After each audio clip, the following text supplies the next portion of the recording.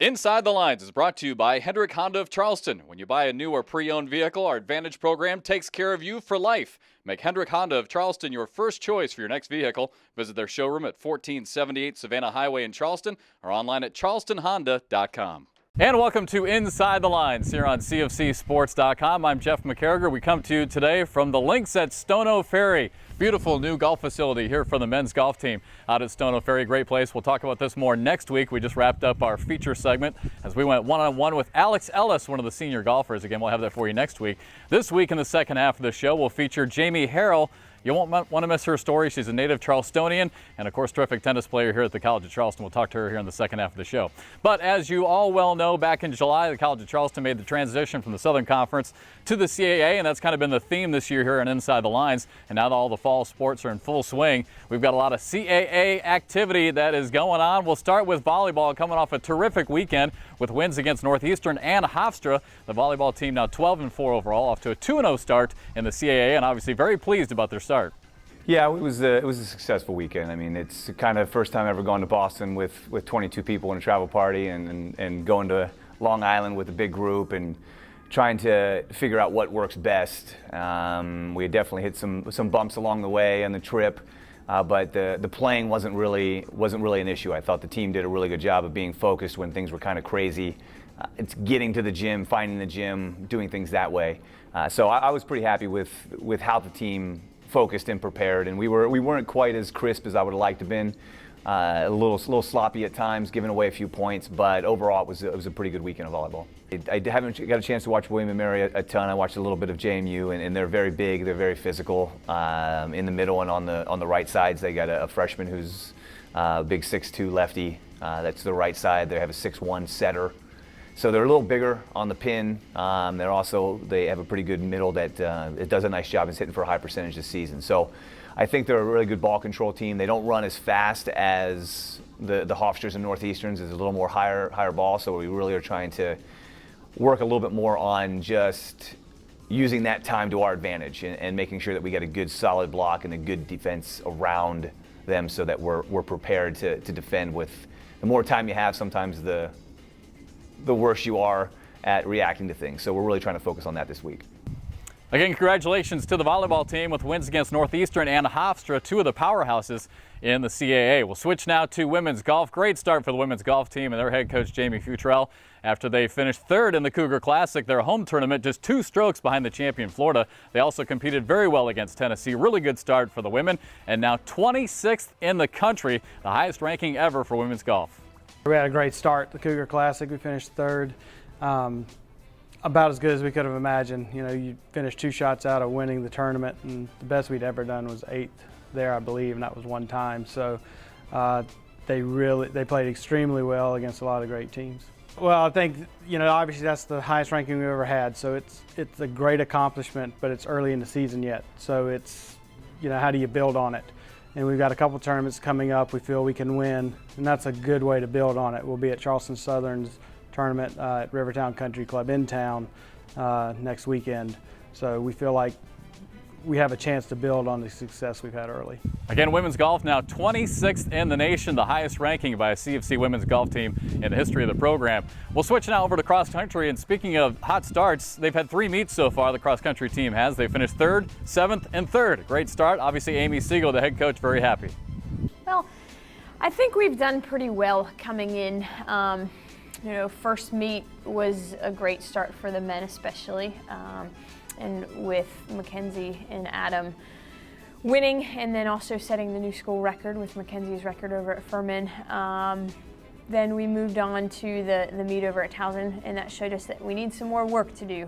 We knew that we needed to take a jump to be able to really compete in the Colonial Conference. Seeing that course was eye-opening. We knew it was probably a little more challenging than what we've seen rolling hill-wise around here. So I think that was a good opportunity for us mentally to start to get prepared for that. Season's been going really well so far. Me and Mackenzie, the other junior on the team, we've both had broken the school record this semester. So we've been doing really well, and a lot of the freshmen and the other runners on the team have really stepped up. Everybody's been dropping times, so the team collectively has really improved. We see it continuing week to week, every week. times are getting faster, workouts are getting harder, and everybody's been handling the fast-paced movement very well.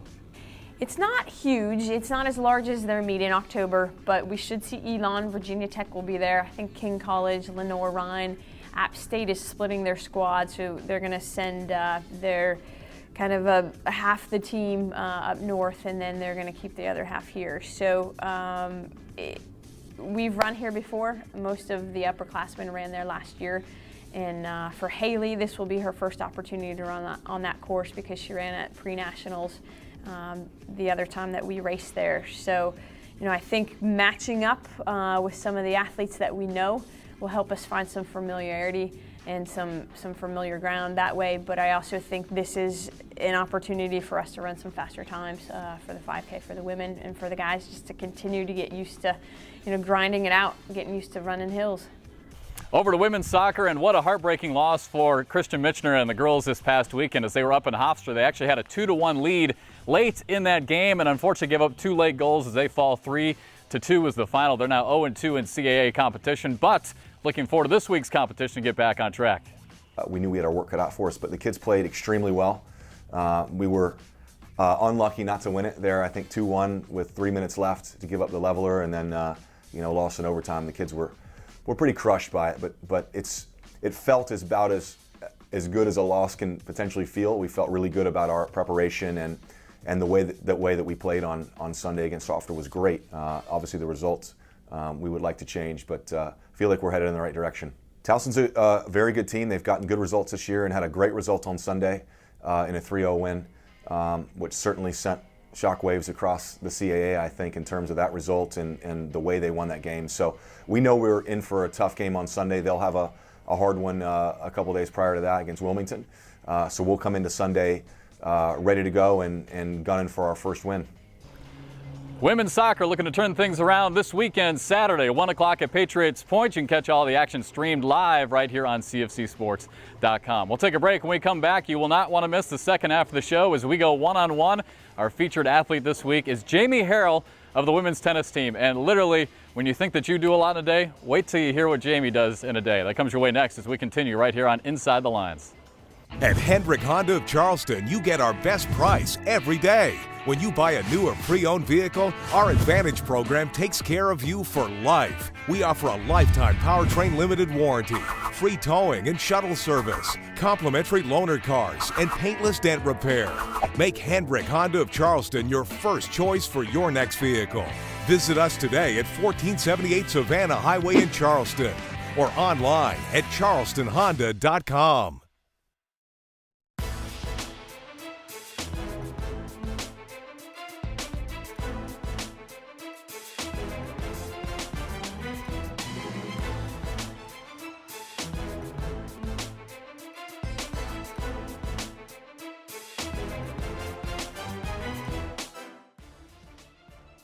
As you just saw, a full slate of CAA activities coming up here as the fall sports in full swing. Again, welcome back to Inside the Lines here on CofCsports.com. I'm Jeff McCarriger. We come to you from Stono Ferry, the links at Stono Ferry out here in Hollywood, South Carolina.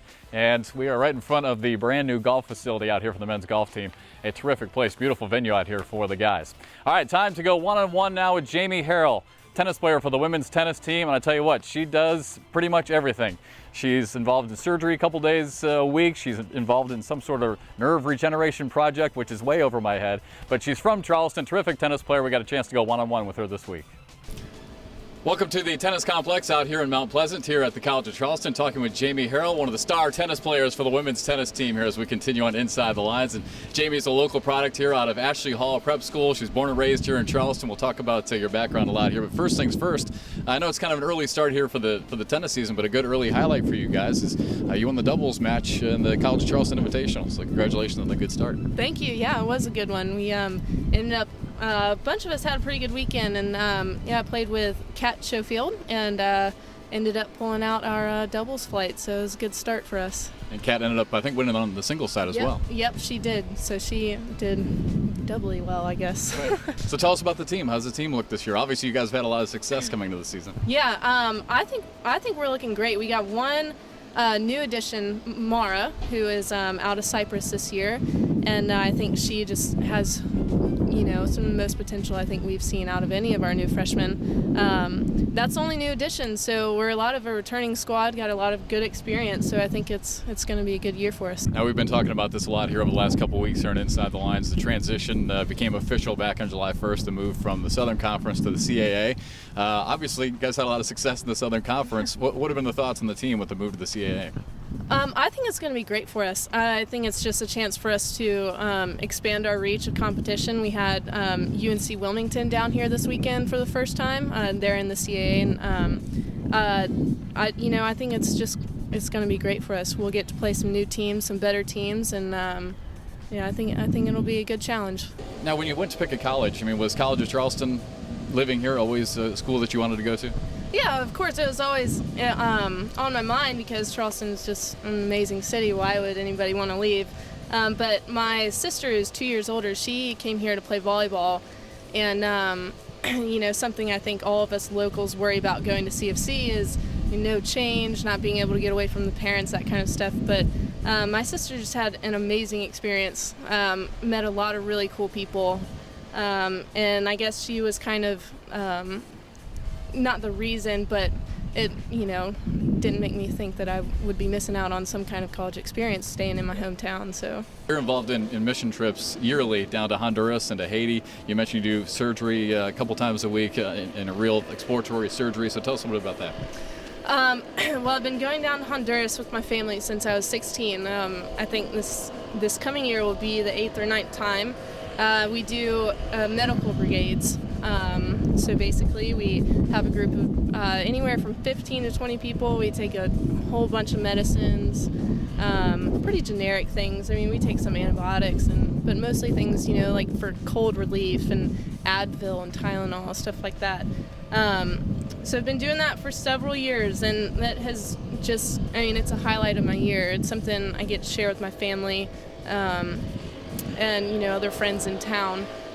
And it just serves to really put everything in perspective for me each year. It's a really good reminder about, the things that we have. All right, here we go. 5 burning questions like we do each week here with our featured student athlete here on Inside the Lines. Question number 1 is always an easy one.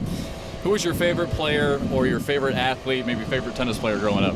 This might be cliche, but really my favorite tennis player has always been Serena Williams. Question number 2. All right, now going back to your high school days, all academic, all conference, and here at the College of Charleston and the honors program. Have you ever failed a test, pop quiz, anything? Yes, I have. And I'm a pre-med student, so I have taken organic chemistry. And my first semester of organic was spring of my sophomore year, so we were in season. And I failed 2 tests. And by fail, I mean I got a 34 on one and a 55 on another. So I didn't just fail it. I destroyed this test. Going back to tennis, do you yell? Are you one of those yellers when you play? Well, I'm pretty vocal on the court, so I might not be the right person to ask that question. No, you're the perfect person for this. So, yeah, I am pretty vocal. I like talking a lot. I'm not afraid to get mad and give a loud, come on, like, what was that? But which might not be something that my parents are very happy about. Question number 4 in the 5 burning questions. Would you rather win Wimbledon or perform surgery on the Queen of England? Oh. Gotcha. Wow. That's a very strange question. It's supposed to be strange. Yeah. Oh, let's see. I guess. That's why it's called 5 burning questions. Oh my gosh. I guess I would rather win Wimbledon. Wow. I think I would, yeah. Wimbledon actually has always been my favorite tournament growing up just because of the history behind it and all. And